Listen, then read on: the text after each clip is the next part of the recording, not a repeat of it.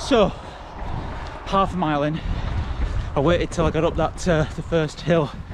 So always a nasty little start if I head out the house and up the road. But first impressions on the shoes, yeah, no drama. Feel light on my feet. And I guess it doesn't really matter to me what a training shoe weighs. It's how it feels on the foot. And I always think that if a shoe is a good fit, then it just feels right. You know, you don't really notice the weight because it's spread out around the foot. Well, it's the Flyknit upper. You can see the Flyknit incorporating into the laces as well. That hugs the midfoot, very nice. The ankle collar, a lot more padding than the previous version. I like that as well. Tongue, more padded. Feels very soft and squidgy, that's a technical term, particularly on the instep, so that's nice. I like that, that's a plus point. Fit around the midfoot, nice. You can certainly feel the support system. The shoe feels to kind of cup the heel inside the shoe, so that's very nice. Feels very stable as soon as you put it on as well. It's a little bit broader in the forefoot. You can see how it splays out on the kind of the overall footprint of the shoe. When you draw the laces in, it does pull in a little bit. I've got a little bit of a crease that you can see there, but no big deal. Tried them on in the store. You know, if they fit nice, you know, I think you're ready to go. I think it's a safe bet when it comes to fit. I think broader footed people may struggle more so with the heel canter support, particularly on the lateral side. So if you've got a wider foot, just watch out for that. But yeah, first impressions, very nice. Gosh, tired. 10 miles yesterday. In another new shoe. Legs are a bit stiff after that one. Coming down this steep hill here. I mean, I guess it's much the same in a lot of new shoes when they're straight out of the box. But I am pounding the ground quite heavily, and no dramas. That React foam soaking it up absolutely fine. So a mile in, yeah, feel nice, no drama at all.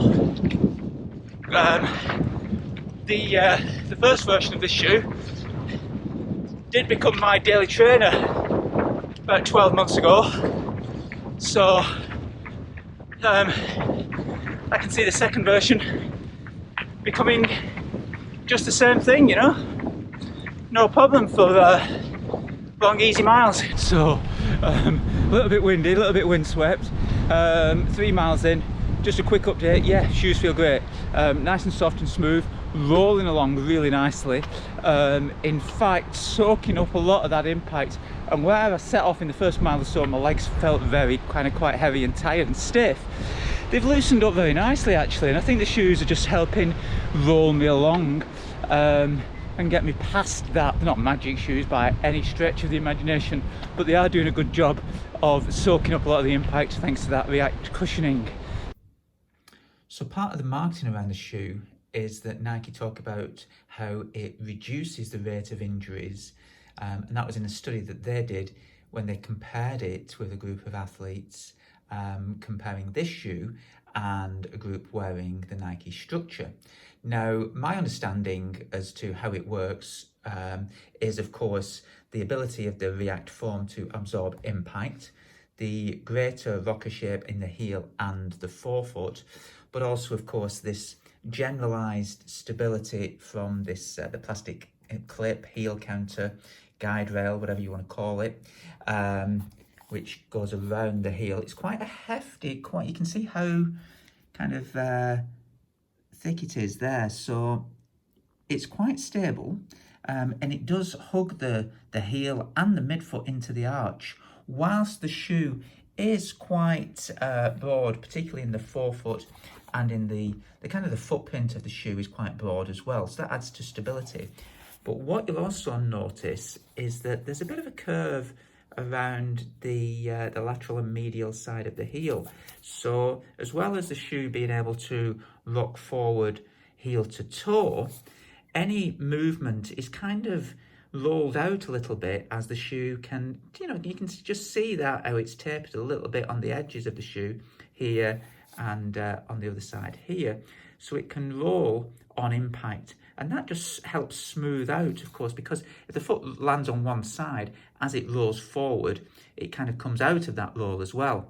And with the heel counter, the heel clip, whatever we're going to call it, providing that general stability, it does keep the ride very stable, and it suits a lot of foot types. Whether you're, neutral runners can get away with it, they're not going to notice it, other than it being a nice fit and very stable around the foot.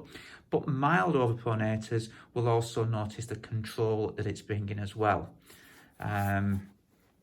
So there we go. I think a lot of the benefits of the shoe come from the overall shape, the rocker style heel forefoot, and also the shaping of that heel on impact.